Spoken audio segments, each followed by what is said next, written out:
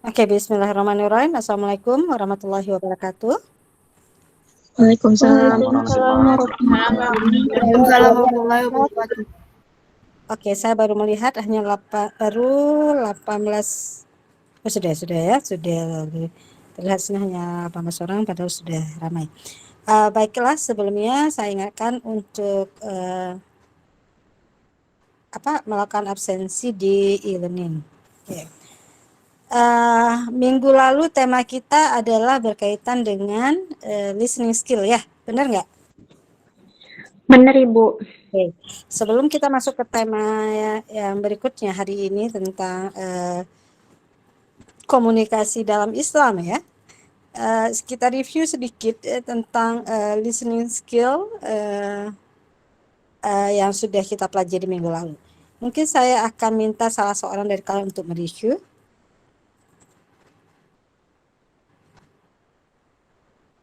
Siapa yang bersedia?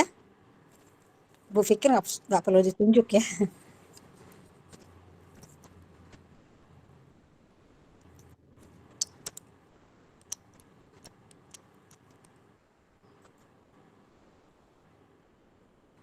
Atau saya yang tunjuk aja lah. Ini menunggu dari kalian memakan waktu yang jadi makin lama. Oke, saya akan panggil untuk mereview apa yang sudah kita pelajari minggu lalu. Oke, kepada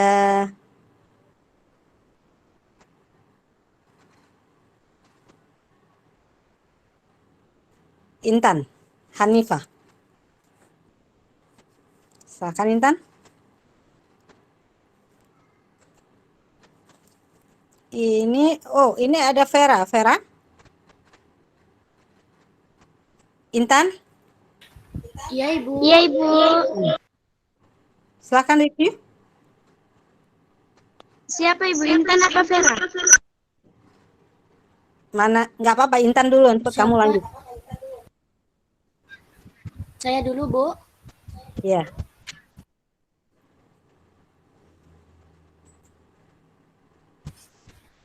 Dari pembelajaran yang semalam itu, saya masih mengingat tentang fungsi non-verbal dari listening. Apa fungsinya? Misi. Fungsinya ada 5, seingat saya, Ibu. Yang pertama itu aksentuasi. Yang kedua, komplemen. Yang ketiga, repetisi. Yang keempat, kontradiksi. Yang kelima ada substitusi. Terus ada tahap-tahap listening, memahami orang dalam mendengar. Satu, dengan cara mendengarkan. 2, dengan cara memperhatikan. 3, dengan cara memahami. Dan keempat, dengan cara mengingat. Jika kurang jelas, boleh ditanyakan kepada orang yang memberi materi tersebut. Sudah, Ibu? Sudah. Oke. Yang lain ada yang menambahkan?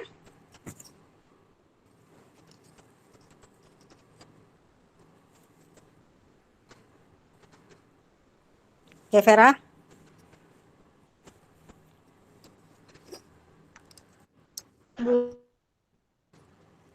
Bu, fungsi ada fungsi non-verbal komunikasi. Oke, Yang Vera. pertama ada Pertanyaannya mengapa penting mendengarkan?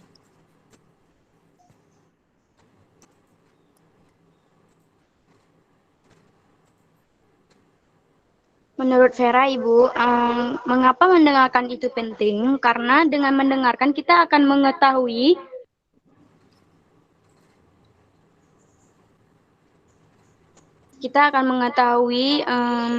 segala informasi. Tapi bukan hanya cuma mendengarkan gitu, bukan hearing. Ini listening, yaitu memahami, bukan hanya mendengarkan.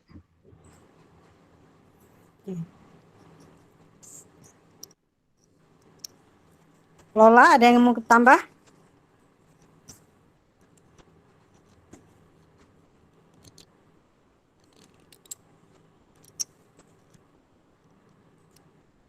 Lola?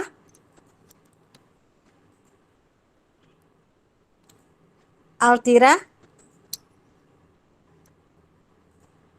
Altira? Altira? Ini nggak ada. Masuk tapi tidak hadir. Anis? Saya Ibu, Oke. Kamu mungkin bisa jaringan melihat. saya kurang stabil Ibu. Halo, Ya, apa suara saya terdengar jelas Ibu? sudah terdengar jelas. Oke, baiklah, kita masuk ke jaringan tema saya. berikutnya, yaitu melihat komunikasi dari perspektif Islam. Oke,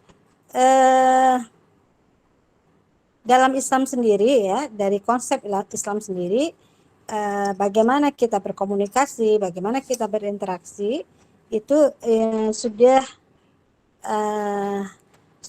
ada cara-caranya kita melakukannya. Artinya ada guideline dan ada petunjuk bagaimana agar komunikasi itu efektif.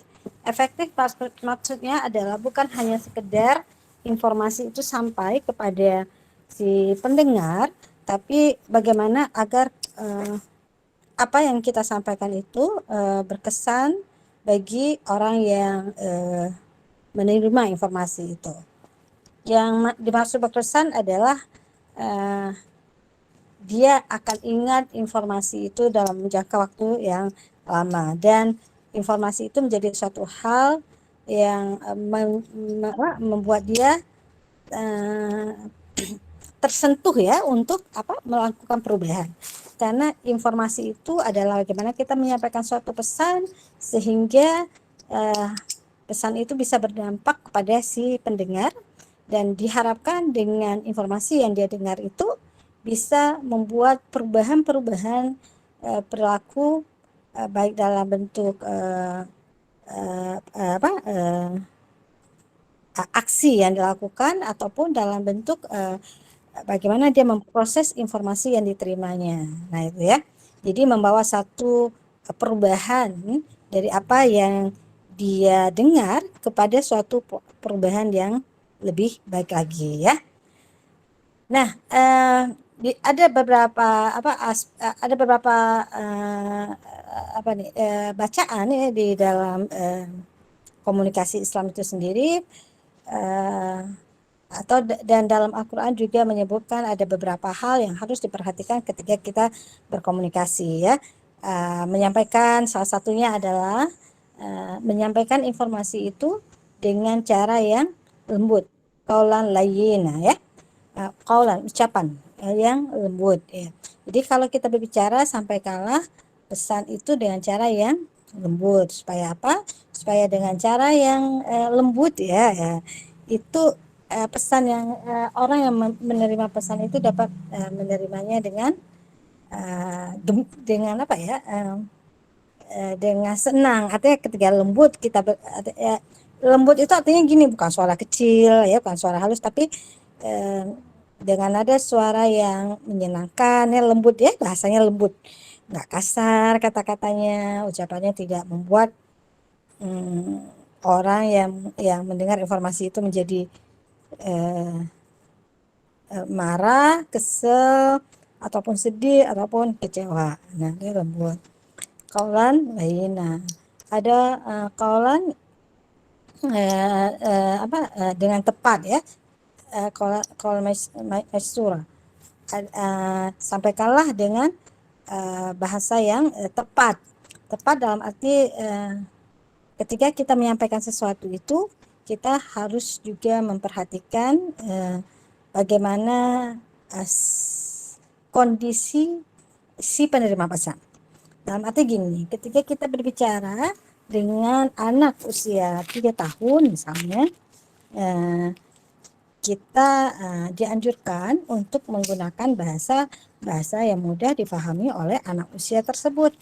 Ya, jangan kita menggunakan bahasa ataupun istilah yang membuat mereka sulit memahami apa yang kita katakan, gitu ya.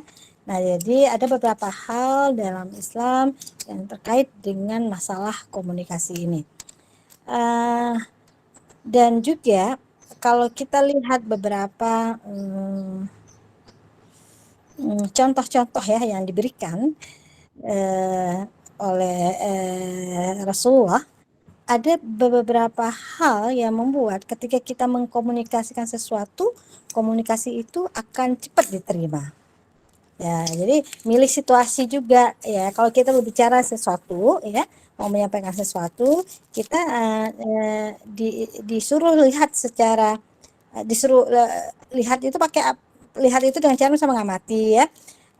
Situasinya gimana, kondisi dia seperti apa. Jadi dalam komunikasi kita tahu ada dua hal, verbal dan non-verbal komunikasi ya. Non-verbal komunikasi adalah bahasa-bahasa tubuh yang digunakan. Sehingga jika kita bisa membaca kondisi-kondisi tersebut, itu sebenarnya apa yang coba kita akan sampaikan itu akan lebih cepat nyampe ya, istilahnya bahasa ini cepat nyampe gitu, cepat nyambung gitu, cepat bisa satu frekuensi kalau kata anak muda sekarang ya. Dalam komunikasi kan dianggap kalau kita nggak paham dia, kita dianggap nggak satu frekuensi. Nah, gimana supaya bisa berada dalam satu frekuensi yang sama. Nah, itu. Jadi kita coba mendengar, memperhatikan, mengamati ya, dan mencoba mengamati, memahami apa yang dia coba sampaikan. Nah, seperti misalnya gini, waktu yang paling baik, waktu yang paling tepat ketika ingin menyampaikan sesuatu atau mengubah sesuatu itu atau berbagi sesuatu informasi, kalau dalam di dalam keluarga itu misalnya satu ketika kita sedang misalnya makan bersama keluarga ya misalnya ya, duduk bareng. Nah, di situ kita bisa saling interaktif berkomunikasi karena kan seharian bisa jadi masing-masing punya aktivitasnya sendiri-sendiri, sehingga waktu berkumpullah kita bisa saling berbagi cerita apa yang terjadi hari ini, bagaimana suasana kuliah, bagaimana suasana teman-teman, bagaimana aktivitas yang kamu ikutin tadi. Nah, itu bisa dilakukan komunikasinya ketika apa? Ketika kita berkumpul bersama keluarga, terutama mungkin pada waktu malam hari ya, malam hari waktu makan malam misalnya ya, seperti itu. Nah, seperti itu. Jadi biasanya kan informasi kenapa kita perlu melakukan komunikasi seperti itu? Jadi informasi yang kita sampaikan di situ bukan informasi yang terlalu berat juga, tapi informasi yang membuat anak-anak atau keluarga itu merasa dipahami. Sebenarnya sama aja situasinya. Ketika misalnya kalian berada jauh dari orang tua, ya, nah, atau kalian berada bersama teman-teman kalian, komunikasi itu juga bisa terciptakan ya. Bagaimana kita bisa melihat perubahan-perubahan yang terjadi dengan teman-teman kita, dengan keluarga kita, baik melalui bahasa verbal ataupun non-verbal, ya. Kemudian apalagi kata Rasulullah, itu ketika dalam perjalanan misalnya kita mau kemana ya, pada rekreasi atau pergi jalan-jalan. Nah, di saat-saat seperti itu kan kenapa mudah informasi diterima? Karena suasana hati kita biasanya itu senang, kita bahagia ya. Sama kayak suasana makan malam biasanya kalau bersama bareng-bareng ya gitu, kita merasa bahagia. Jadi ketika kita jalan-jalan bareng, itu biasa perasaan kita juga senang kan, karena bisa ngumpul, bisa pergi jalan-jalan ya. Nah, biasanya begitu. Kalau nggak pergi misalnya berdua, itu kan juga jalan pergi ke mana, itu biasanya kalau ada yang mau disampaikan, kita bisa sampaikan di situ.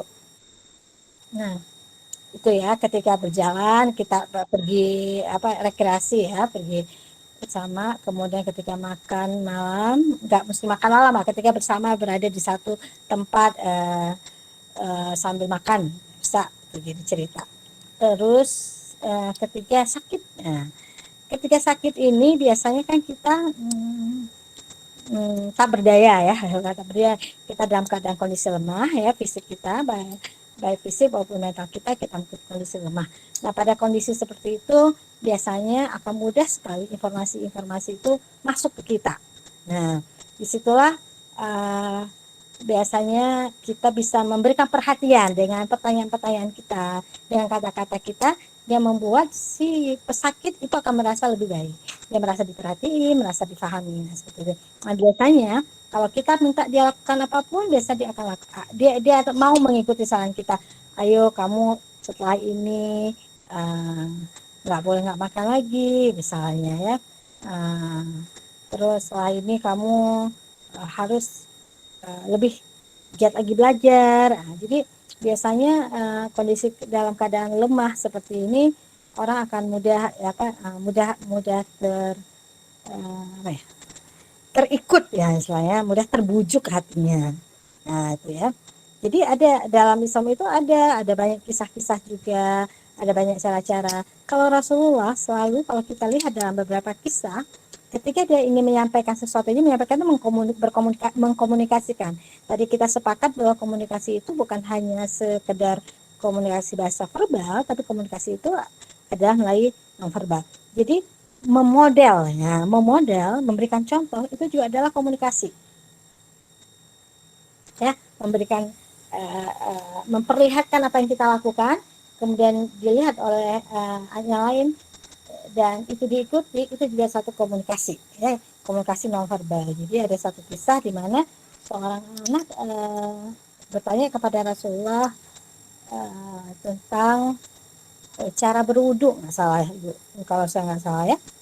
Kemudian Rasulullah menunjukkannya itu, jadi dia selalu melihat bagaimana cara Rasulullah berwudu. Jadi suatu saat ketika ada musafir melihat melakukan wudhu, dan anak ini melihat, dia mengkomunikasikannya dengan bapak itu, dia mengkomunikasikannya dengan Rasulullah. Dia bertanya, engkau menunjukkan dengan cara seperti ini, tapi orang ini melakukan seperti ini. Nah ya seperti itu. Jadi that's communication. Jadi communication itu bukan hanya berbicara, tapi juga menunjukkan dengan berbagai macam perbuatan.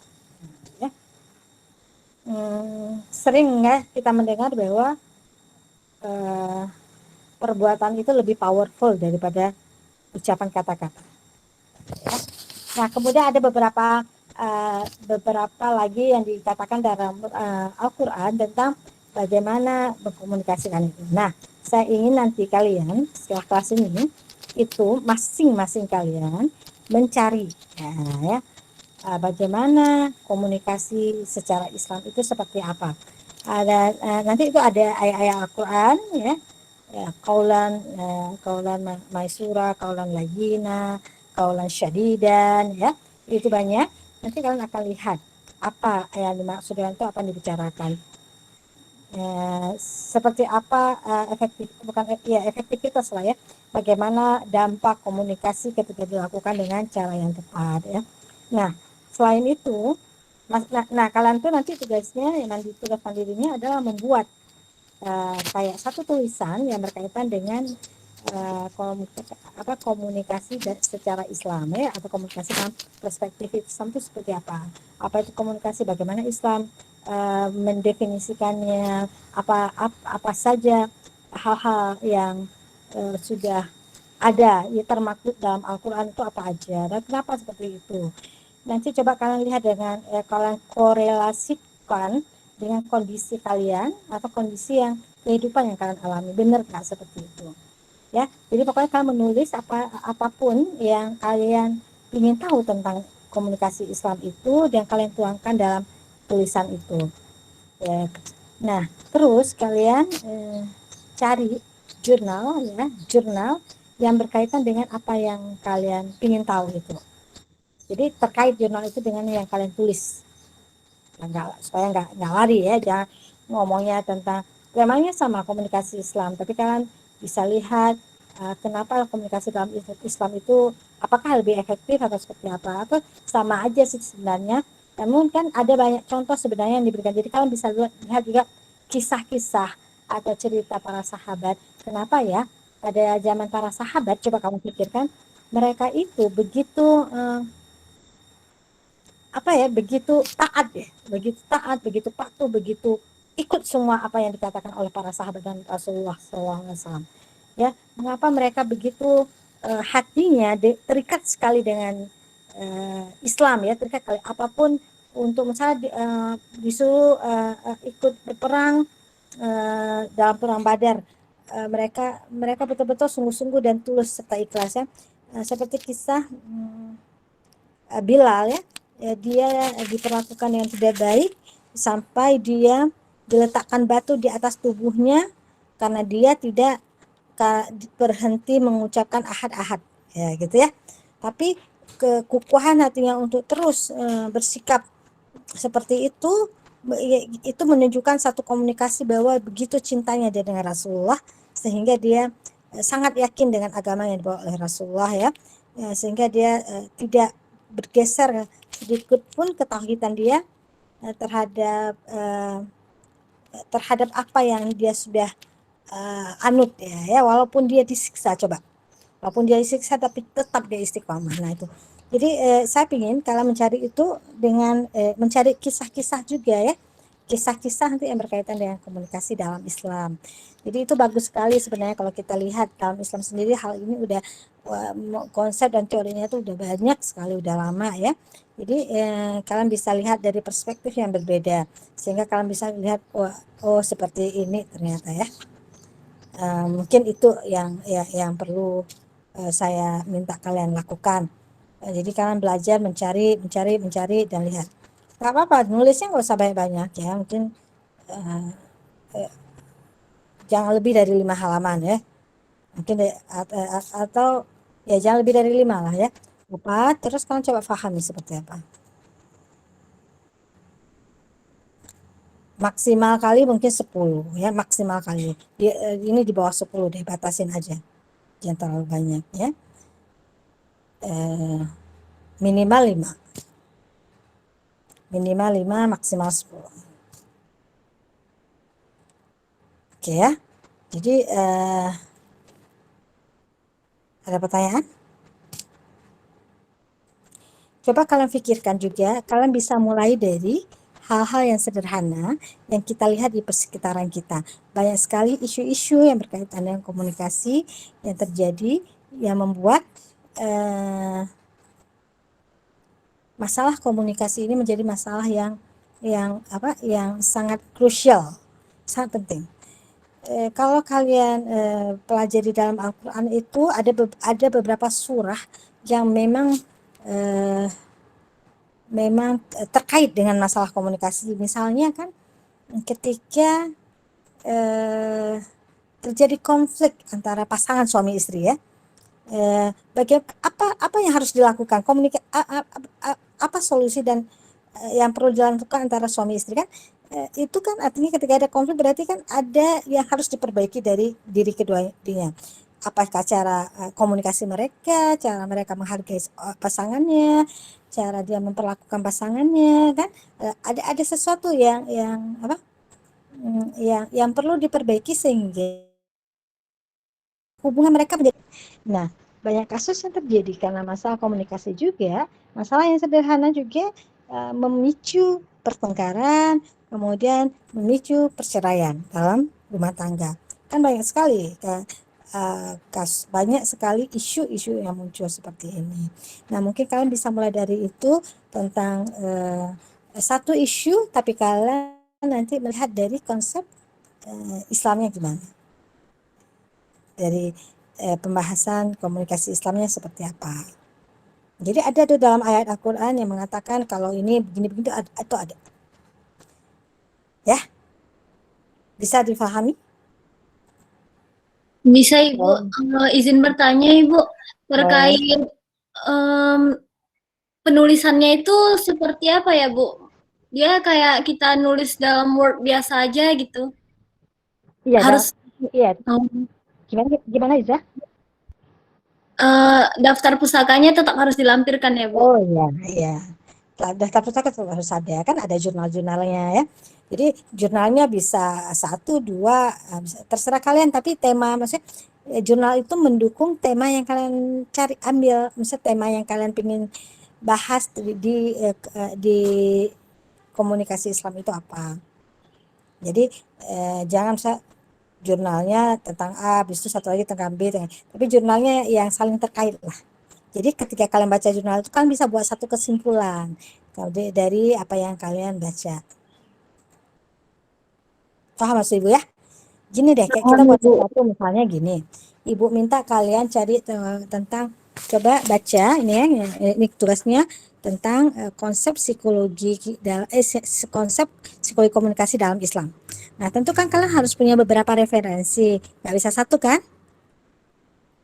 Oh ya, apa ya dibilang? Coba lihat Islam seperti apa komunikasi dalam Islam, kalian cari lah. Oh, si ini mengatakan ini, si ini mengatakan ini. Terus coba cari jurnal. Ada nggak sih jurnal yang ngomong tentang komunikasi, efektivitas komunikasi itu nggak mungkin jurnal tentang masa Islamnya mungkin nggak ada. Tapi kalian bisa lihat komunikasi efektif itu seperti apa, komunikasi yang efektif itu gimana gitu. Ya, kalian bisa lihat dari jurnal ya, aspek apa yang membuat komunikasi itu menjadi efektif. Ya, coba di jurnal kan biasanya berdasarkan penelitian-penelitian. Jadi kalian udah tulis nih konsep psikologi komunikasi dalam Islam seperti ini kan, ada teorinya, mungkin ada konsepnya, kalian ada si ini bilang gini-gini. Nah, coba cari jurnal tentang efektivitas komunikasi itu dianggap efektif, aspeknya apa aja sih dari penelitian-penelitian. Oh, ternyata harus seperti ini kan. Kalau dari buku mungkin aspeknya ada semuanya, tapi kalau dari hasil pencarian jurnalnya gimana, apa yang dikatakan. Nah, maksud Ibu seperti itu. Jurnalnya bisa 1, bisa 2, tapi yang berkaitan. Misalnya kalau kalian cari jurnal misalnya tentang komunikasi aspek efektivitas dalam komunikasi, apa aja aspeknya. Oh, si A ngomong gini, mungkin si B ada lagi tentang efektivitas dalam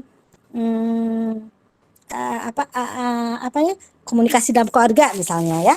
Nah, jadi mungkin ada 2 jurnal yang hampir sama, itu bisa kalian nanti lihat inti-intinya dan kalian bisa tuliskan analisa dari jurnal yang kalian baca itu. 1 juga boleh, 2 nggak masalah, tapi kan kalian tahu apa yang harus kalian lakukan. Jadi istilahnya sebenarnya bukan mereview ya, lebih ke menganalisa kalau Ibu. Ya, kalau review itu kan judulnya apa, metodologinya apa yang dipakai ini kan. Tapi kalau analisa kalian melihat dari isu-isu semasa yang ada, kemudian kalian kaitkan dengan temuan-temuan yang kalian baca di jurnal. Seperti itu. Diketik aja. Ibu, izin menyimpulkan tugas kita ya, Bu.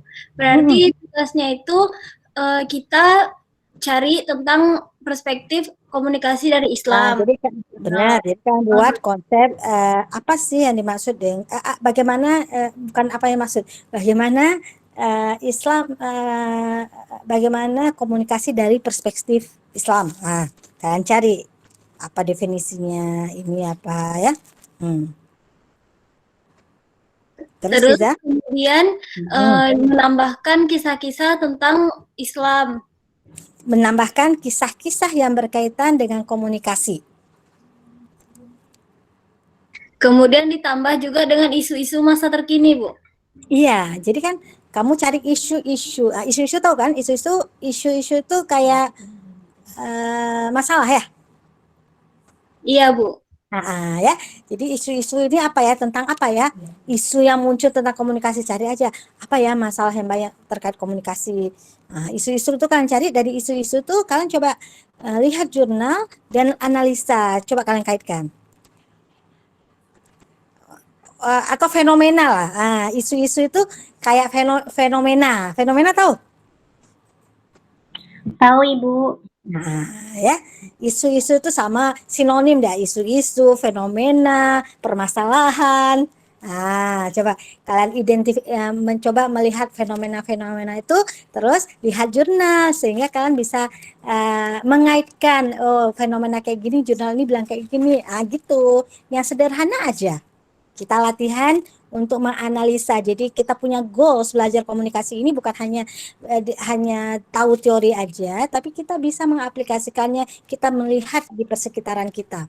Kok problem komunikasi ini banyak banget ya, padahal kita selalu komunikasi. Apa iya kita selama ini melakukan komunikasi dengan tepat? Nah, terus kalau tepatnya gimana ya? Nah, efektif itu gimana? Karena kalau kita melakukan komunikasi yang tepat, artinya dia berkesan. Kalau dia berkesan, dia bisa membawa dampak yang baik. Tergantung sih, bisa dampak yang positif, bisa dampak yang negatif. Oke, gimana? Ada lagi satu, udah ya paham ya? Ada lagi? Tanya aja, jangan nanti kita belajar komunikasi udah miskomunikasi pula kita. Belum tentu yang ibu ngomong gini, belum tentu yang kalian pikirkan sama dengan saya pikirkan. That's why kita harus tanya, Bu benar yang seperti ini. Nah, jadi konfirmasi apa yang kalian pikirkan dengan apa yang saya pikirkan. Itu penting supaya komunikasi efektif. Bu, saya mau bertanya, Bu. Hmm. Apakah sistematika penulisannya itu sama kayak makalah, Bu? Iya, mungkin karena kita orang akademis ya, mahasiswa kan kita di bangku akademis, saya pikir kita menggunakan cara yang kayak kita buat makalah, boleh. Dia sebenarnya ini kayak nanti opini lah, jadinya kayak bisa jadi opini ya. Jadi misal ya, isunya apa, kenapa ini terjadi, seperti apa jurnal katakan, bisa seperti itu. Ya mungkin makalah ya, paling gampangnya mungkin kayak makalah boleh lah. Tapi sebenarnya ibu lebih nanti kalau mengaitkan analisa itu, ya boleh lah. Ya lah boleh. Ya kata lainnya kayak karya tulis ilmiah gitu. Nah, nanti kalau masih bingung kayak mana ya karya tulis ilmiah, coba search di Om Google, tanya apa yang dimaksud karya tulis ilmiah. Ya, boleh. Kan sekarang ada Om Google, gampang ya. Yang sederhana aja loh, ibu pingin dari isu-isu mungkin yang kalian alami sendiri juga nggak apa-apa, malah itu lebih berkesan ya. Mungkin kalian, aduh selama ini aku kok ngomong sama mama kok kayaknya nggak nyambung nggak sefrekuensi aja, ada kenapa, bukan ada apa sih yang membuat aku sama mama nggak nyambung. Mungkin ada hal-hal yang seperti itu yang kalian coba lihat, isunya ini, kemudian yang kamu lihat dari isu itu apa sih yang menjadi penyebab kayak gitu, terus coba lihat kira-kira solusi untuk itu gimana. Nah, kayak gitu lah, analisa sih sebenarnya. Tapi dalam bentuk tulisan yang ilmiah ya, apa yang ya. Jadi ada proofnya. Waktu kalian ini bisa disebabkan karena ini. Ada proof itu, tahu proof itu pembuktian dari apa yang kamu katakan. Jadi satu statement. Kalau misalnya ibu bilang statement itu pernyataan. Satu pernyataan itu mengatakan, benar ternyata orang bercerai itu karena ada masalah komunikasi. Emang tahu dari mana? Ada loh penelitian ngomong tentang ini. Itu kira-kira itu proof. Itu kira-kira itu kan kita ngomong itu statement kita. Tapi untuk membuktikannya, saya melihat dari beberapa teman saya atau dari beberapa keluarga, kalau kamu melihat berarti kamu mengobservasi kan, asik bertengkar aja waktu ngomong, asik bertengkar aja nggak pernah, pokoknya informasi yang nyampe kayak membal aja gitu ya. Nah itu misalnya bisa lihatnya dari sekeliling kalian ya, yang kalian proof, kemudian coba buktikan dengan mungkin dengan jurnal atau penelitian, mungkin ada yang udah buat, ya seperti itu. Bu, berarti ini deadline-nya minggu depan ya, Bu? Pertemuan kita lagi. Boleh. Pertemuan berikutnya. Tapi kalau bisa sebelum pertemuan itu kalian udah kasih ya. Ya, Bu. Nanti kayak biasa, Komting buat ininya link ya. Tapi kayaknya nanti kan Ibu mau ini aja lah, mau hard copy juga ya. Walaupun kalian udah kirim, tapi saya pingin hard copy. Tapi hard copy-nya nggak usah pakai cover. Nggak usah pakai, kalian nggak usah beli cover yang tebal itu. Kalian ini aja buat nama di depannya, meme-nya, tema kalian tentang apa, kalian klip aja. Tapi terserah kalian aja lah ya. Nanti Ibu bilang supaya ini, tapi terserah aja kalian seperti apa. Nanti dikumpulkan aja. Ibu, izin bertanya, Ibu. Yang tugas jurnal yang Ibu suruh semalam itu gimana ya kumpulnya, Bu? Oh ya, itu yang mendengarkannya ya, mencari satu ya. Ya, listening skill. Itu ini kamu komting buat link kayak biasa. Nanti atau kumpulkan ke kamu buat satu link di Google Drive yang nanti konekkan ke saya ya. Kemarin kayak udah dikonek ke saya, tapi nggak. Maksudnya pakai link itu terus untuk yang lain, untuk tugas-tugas yang lain. Kemarin kamu buat ya? Iya Ibu, sudah saya buat. Di situ aja, tapi buat folder yang berbeda ya. Foldernya beda, jangan di situ kan ada beberapa tugas yang lain kan. Jadi dalam saya komunikasi 2A ada folder tentang tugas ini listening. Itu berarti di situ. Jadi nanti teman-teman masuknya ke situ, atau kalau sulit teman-teman bisa kasih ke kamu dulu, nanti kamu yang kirim ke link, kirim ke drive-nya. Di ini aja lah, yang itu teknis ya. Ibu pikir coba nanti didiskusiin aja. Berarti Ibu dalam soft copy aja Ibu kan, tidak perlu hard copy gitu Bu kan, jurnal yang kemarin tentang masukin dalam yang jurnal kemarin dalam soft copy aja, nggak usah di print ya, tapi masukin dalam soft copy aja. Cuman yang analisanya itu kamu ketik, yang analisis daripada itu dibuat ya. Yang tuh biar aja soft copy yang hari ini aja, nanti yang kamu buat sedikit ya, minimal 5 udah cukup ya. Nah, maksimal 10 tapi jangan lebih. Baik Ibu. Berarti pada intinya yang tugas kemarin itu pengumpulannya soft copy, sedangkan yang sekarang ini hard copy Bu ya? Hard dan soft. Oh, hard dan soft. Baik Ibu. Ya. Ibu izin bertanya, 5 sampai 10-nya itu maksudnya jurnalnya, Bu? Atau bukan? Konsep kalian membuat, kan tadi kita melihat komunikasi dalam konsep Islam kan? Jadi apa seperti itu, kisah-kisah, pokoknya tentang isu-isu halamannya, betul kamu. Bukan tentang jurnalnya bisa 1, bisa 2, terserah kalian ya. Jurnal yang berkaitan dengan isu yang kalian, yang masing-masing kalian coba tampilkan. Ibu, mohon maaf sebelumnya saya Answatul Hasanah izin menggunakan Zoom, izin menggunakan Google Meeting sama Nisaul Fitri, Ibu, karena jaringan saya tidak memadai, Ibu, di sini. Ya. Ibu, Anis ingin bertanya, jadi tugas kita yang Ibu bilang ini kayak literatur review ya? Bisa seperti itu. Bisa seperti itu. Oh, begitu. Baik, Bu. Terima kasih. Oke. Kayak kita buat karya ilmiah lah ya. Membuat karya ilmiah kan menggunakan literature review kan.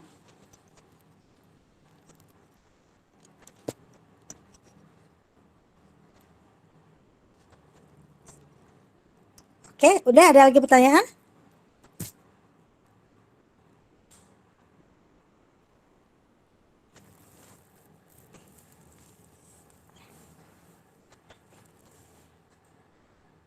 Oke, kalau gitu saya panggil absen boleh? Boleh, Ibu. Boleh, Ibu. Ini udah pada absen di e-learning? Sudah, Ibu. Sudah Ibu. Oke, Altira. Hadir Ibu, hadir. Amalia Nafisa. Hadir, Bu. Hadir. Anissa Fadila. Hadir, Ibu. Ini Anissa ada 2 ya? Iya, Ibu. Sambung ke laptop satu lagi, Ibu. Oh, baik. Khairunisa. Hadir Bu. Nabila. Hadir, Ibu. Hernia. Hadir Ibu. Fahliza. Saya Bu. Farah Sabrina. Hadir Bu. Vera. Hadir, Ibu. Intan. Saya Ibu. Irma. Izzat. Irma. Ibu. Hadir, Bu. Izatus, Izatus, Hadir, Bu. Latifah, Hadir, Bu. Lola, Saya, Ibu. Nisa, Nisa Ulfitri, Hadir, Bu. Nisa Suwanda, Hadir, Bu. Rauzatul Jannah, Hadir, Bu. Ridwan Saleh, Hadir, Bu.